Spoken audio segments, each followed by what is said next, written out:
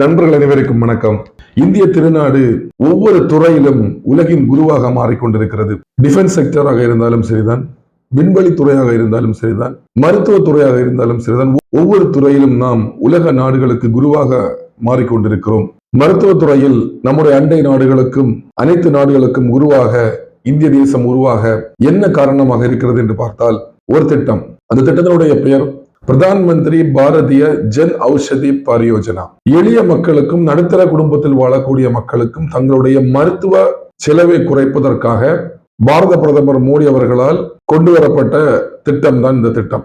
நம்முடைய இந்திய திருநாட்டில் மருத்துவ செலவுன்னு சொல்றது கொஞ்சம் ஹையா தான் இருக்கு. இந்த மருத்துவ செலவு நடுத்தர மக்களுக்கும் ஏழை குடும்பத்தில் வரக்கூடிய மக்களுக்கும் மருந்துகள் அஃபோர்டபுள் பிரைஸ்ல கிடைக்குதான்னு கேட்டா அது ஒரு பெரிய கொஸ்டின் மார்க். எல்லா மக்களுக்கும் எல்லா வித மருந்துகளும் எளிய முறையில் மிக குறைந்த விலையில் கிடைக்கணும் அப்படின்னு சொல்ற ஒற்றை நோக்கத்துலதான் பாரத பிரதமர் மோடி அவர்கள் கொண்டு வந்தாங்க. இந்த திட்டம் ஒரிஜினலாக எப்போது ஆரம்பிக்கப்பட்டது என்று கேட்டால் 2008ஆம் ஆண்டு இந்த திட்டம் ஜன் ஔஷதி ஸ்கீம் என்று ஆரம்பிக்கப்பட்டது.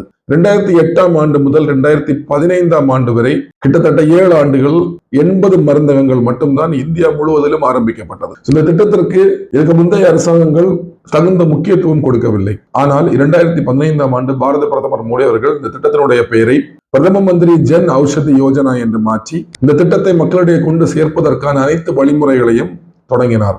2016ஆம் ஆண்டு பிரதான் மந்திரி பாரதிய ஜன் ஔஷதி பரியோஜனா என்று பெயர் வைத்தார்கள். இந்த மருந்தகங்கள் இந்தியாவில் ஒவ்வொரு மாநிலத்திலும் ஆரம்பிக்க வேண்டும் என்ற நோக்கத்தில் சிட்பி என்ற small scale industries development bank of India என்று சொல்லக்கூடிய ஒரு பேங்க் கூட இந்திய அரசாங்கம் ஒரு MOU சைன் பண்ணி இந்த மருந்தகங்களை தொடங்கக்கூடிய மக்களுக்கு பண உதவி செய்யவும் இன்ஃப்ராஸ்ட்ரக்சர் ரெடி பண்ணி கொடுக்கறதுக்காகவும் இந்த பேங்க் கூட டைப் வச்சு. இந்த பேங்க் கூட டைப் வச்சதுக்கு அப்புறமாக 9 ஆண்டுகளில் நம்முடைய இந்திய நாடு முழுவதும் 10,000 மருந்தகங்கள் திறக்கப்பட்டது. இனி வரும் காலங்களில் 25,000 இலக்கு வைத்து பாரத பிரதமர் மோடி அவர்கள் செயல்பட்டுக் கொண்டிருக்கிறார்கள். இந்த திட்டம் என்னுடைய நோக்கத்தை அடைந்ததா என்று கேட்டால் கண்டிப்பாக அடைந்தது. கடந்த 9 ஆண்டுகளில் சுமார் 1000 கோடி ரூபாய் மதிப்பிலான மருந்துகள் இந்த மருந்தகங்கள் வாயிலாக விற்பனை செய்யப்பட்டுள்ளது.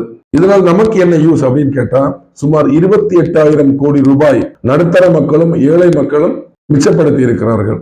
இந்த மருந்தகங்கள் ஆரம்பிக்கப்பட்டதற்கான நோக்கம் வெறும் மருந்துகள் விற்பனை செய்யவா?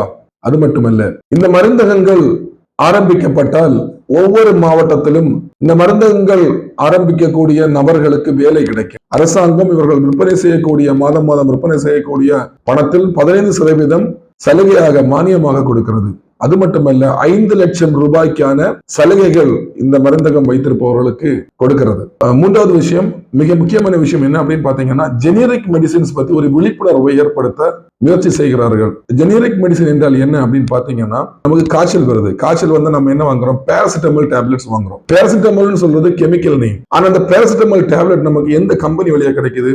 மெஃப்தால், குரோசின், டோலோ, இதே போன்ற வேறு வேறு கம்பெனிகள் இந்த மருந்தை உருவாக்குறாங்க. இந்த மருந்தை உருவாக்கி நமக்கு தராங்க. ஆனா இந்த மருந்துல இருக்கக்கூடிய மெடிசன் என்ன, கெமிக்கல் என்ன பாத்தீங்கன்னு சொன்னா பேராசிட்டமால் தான்.